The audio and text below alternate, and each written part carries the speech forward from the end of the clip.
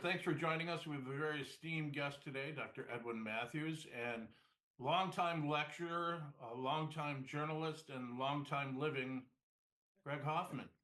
How are you, Greg? Pretty Dr. good. It's so nice to finally get a chance to meet you. I tracked you down for a while, but it's tough. You're kind of elusive. As well as your medical career, we're obviously here to talk about your dad, Braves legend, Eddie Mathews was born in 1931, inducted to the Hall of Fame in 1978, and he was a Brave in three cities. I hadn't thought about that till this morning. And he played in close to 2,000 games. And you spent a lot of time with Spahn and those guys in the locker room. But did Dad spend a lot of time with you when he was not at the ballpark? Did he get a chance? Did he have to work an off-season job? He all those players had jobs in the off season, but he also took time to spend with us whenever we could. It just wasn't we're going to the zoo. It was I'm going to go run these errands or go to the hardware store or whatever. Do you want to come along? We had a small hobby farm in Brookfield, and he had black Angus cattle there that we tended in the off season, and had some horses to ride, and so there was always something to do there. So we often in the off season spent family time tending those cows and horses. And he also liked to hunt and fish. My mother's side of the family were all big outdoorsmen, and so we often spent time hunting and fishing with them. The kids that knew me as a person, and they didn't make a big deal out of who my dad was. I didn't even know my dad was a big deal until I started getting well into grade school. My dad didn't, behave any differently than any other dad that went to work and came home, and he didn't talk much about baseball or the game or what happened when he was at home. So I didn't really know it was a big deal for a long time. And again, like I said, when you're with the same kids, from kindergarten on, and it just I don't think I got treated that much differently. Mhm. Hey, when did you start to think that you wanted to become a doctor? About my second year of college, I changed my major to chemistry and then started thinking about what I was going to do with that. That's amazing. And you've enjoyed your career as a physician. It's been a joy, or Yeah, I was lucky enough to find something that I'm good at and I like. So that's And are you at Waukesha? Are you at Waukesha Hospital? I'm in the pro healthcare now. Yeah. Yeah, yeah. So Doctor, can you talk a little about your? I'm guessing you were 8 or 9 when when the team went to Atlanta. Is that about right? Uh, yeah, that sounds about right. What it was about 1960 Was it eight? or 68. I was born in 55, so I would have been 13. Yeah. yeah, 65, I think, is when they left. Yeah. Okay. Can you talk a little about that transition? I mean, the South is quite different. I mean, was it a culture shock? No, my dad, well, we first of all, we kept our house in Wisconsin and we kept going to school in the same school district. And we just moved to Atlanta during the summer. My dad obviously was, not sure how long he'd be playing for the Braves or what, he was thinking about the future. We didn't just up and move our whole family permanently. We kept our house and kept going to school. And most of the players for those first few years all rented apartments in the same apartment complex. So every day it was playing with the other ball players' kids. The Milwaukee that I loved for a lot of years, working class, and they would go out and drink beer, of course, with the people in the parking lot. And George Bamberger would go out before the game and actually schmooze around with them. And that was, I think, by that time was a pretty unique element to baseball in Milwaukee, but that was almost the norm, wasn't it, during the Braves years, except maybe the last couple of years. I would say the players in general were more approachable than they are now, and were more willing to spend time with people who are fans. We didn't have any unpublished number. People could look us up in the phone book, and they came over and rang our doorbell and asked for autographs and stuff like that. But also, I think people were more respectful of your privacy. I don't know what it's like for sports, celebrities now, but I'm guessing most of them have some kind of security or live in a gated community or whatever. But we didn't. His dad was known as the Brookfield Bomber for a while. In fact, Really? when he was hitting a lot of home runs, yeah, which he did his whole career. But Yeah, it was much less developed now. I mean, then than it is now. Blue Mountain Road was mostly farmland, Yep. and a lot of it was undeveloped. So it's changed a lot since then. But that's where we grew up. We're lucky you didn't come from West Dallas. It's tough to get a moniker for West Dallas. Was he? I read or saw that your dad wasn't afraid to mix it up on the field if something happened. Is that correct? And did he have a pretty tough persona?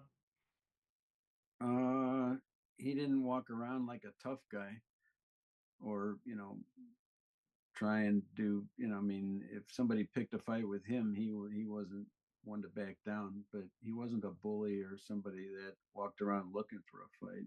He had a very strong sense of right and wrong and the courage of his convictions, and he didn't mind debating people on it. Did he have any guys he looked up to that came before him or played before him? Do you know if he had any players that he admired? I don't remember him talking about it, but I have a handwritten letter from Ty Cobb that he wrote to my father, inviting him to come to Florida, and a whole list of things that he wanted to talk to him about. So Wasn't Ty Cobb kind of an SOB? I don't know. I never met him. They made movies about this guy. I mean, he sounds pretty tough to me. Yeah, but no, hearing some of the stuff about my dad, I know that you can't believe everything you read. There's a lot of bullshit out there that people attribute to my father because of one instance or one story, or that kind of thing. So I can't speak to what Ty Cobb was like, but people often embellish. Yeah, yeah. My grandfather used to say, "Believe half of what you read and nothing of what you hear." So I think that he didn't say much, but every once in a while he got there. Is the game, and Greg's more of an aficionado on the game and pitching and all that. Is it just safe to assume? And yet some people say the game hasn't changed that much. What do you say, guys, in terms of what have you seen change more than anything since your dad's day?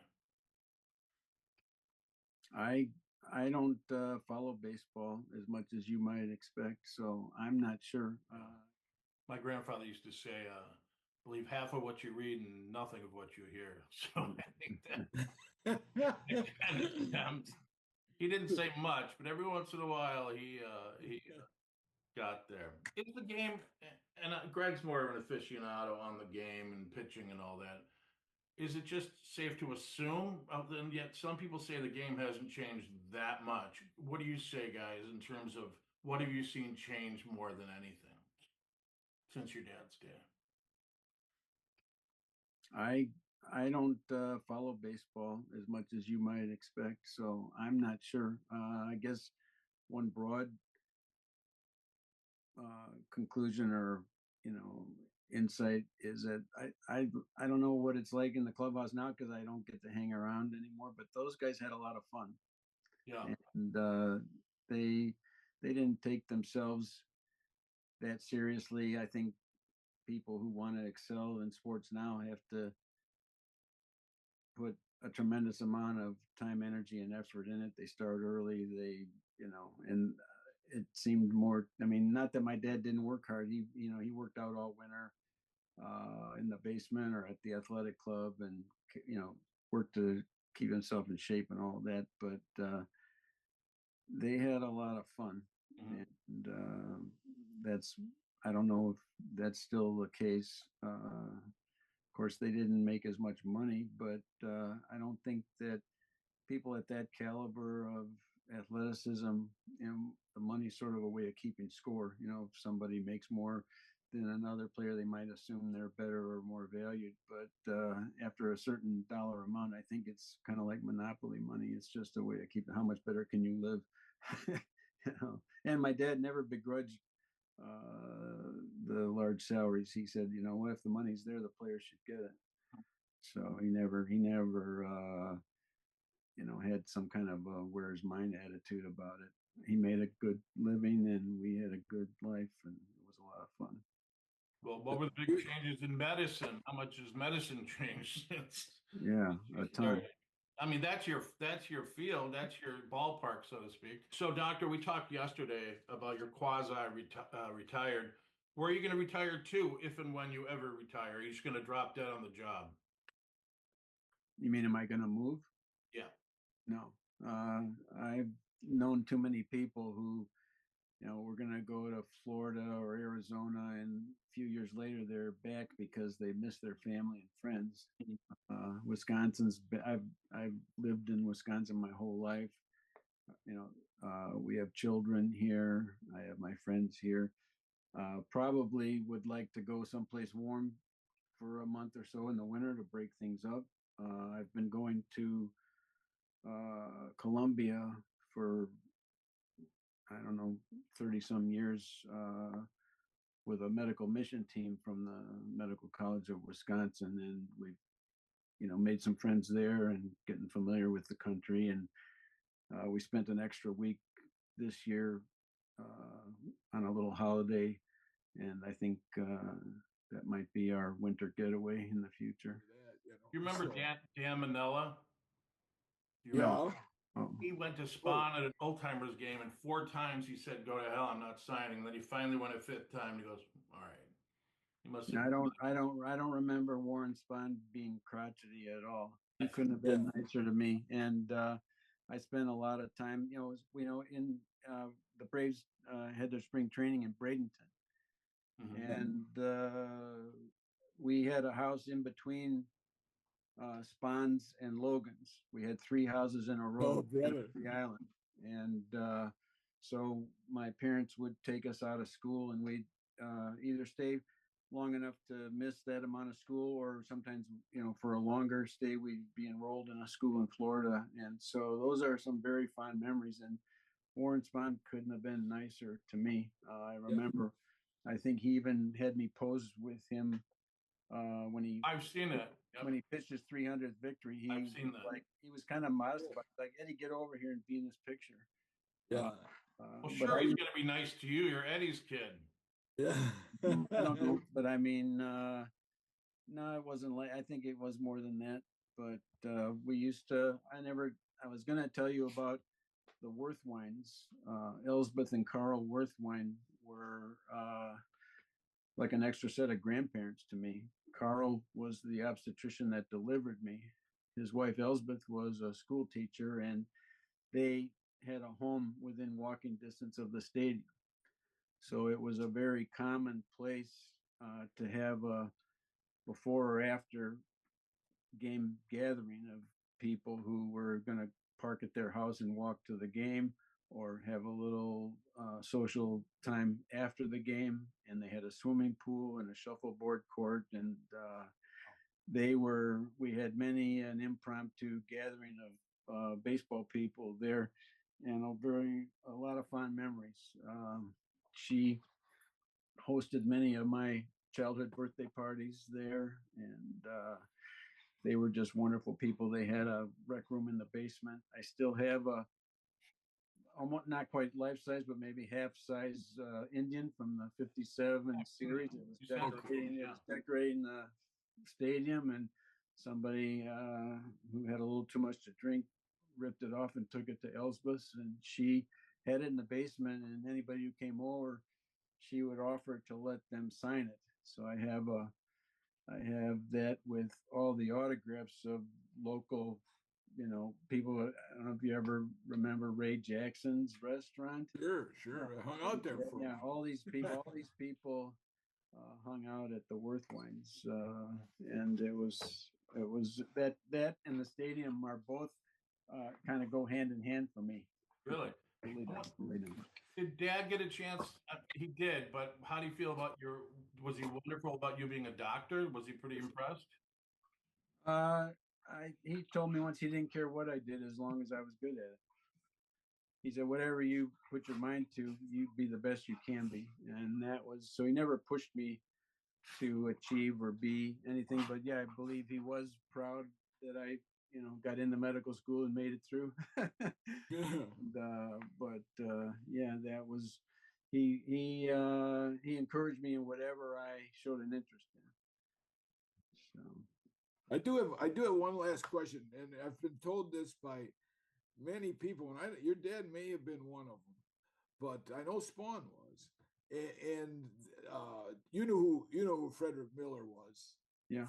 Yeah, and I've had so many people say the Braves would never have moved if Fred Miller hadn't been killed in a plane crash. I think he was a couple years before the move and all the talk of the move started. I think Miller was killed in a plane crash.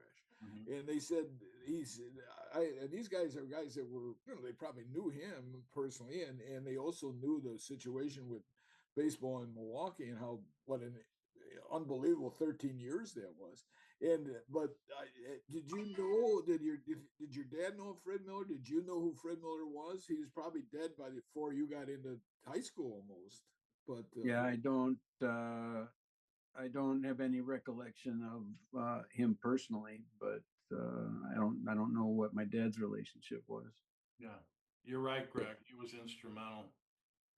Yeah, and if Miller had moved in and bought the team or something, who knows? Yeah. All I know is it broke my heart. I was about 15, 16 years old, and then your dad was traded to Detroit, wasn't he? Houston and then Detroit, yeah. Houston and then Detroit too, and that was when they started unloading that team, kind of members of the team that had been so great. And I know it's inevitable in sports. You're seeing that a little bit with the Milwaukee Bucks now too, after winning that championship. But it was for a kid who just lived and died with that team, listening to Earl Gillespie and the Blainerd on radio every night. It was a tough blow. It really was. Well, Doctor, thanks so much for your time. Greatly. I'm glad Greg looks like a little kid today when he's been talking to you. He's very, very dark, but he really lightened up today. I think he feels like he's 55 now. Yeah, there you go. I worked out this morning. I feel like I'm French fried. And tomorrow you'll feel 85. Yeah. Thank you again, Doctor. All right. Nice talking to you. Yeah. Take care.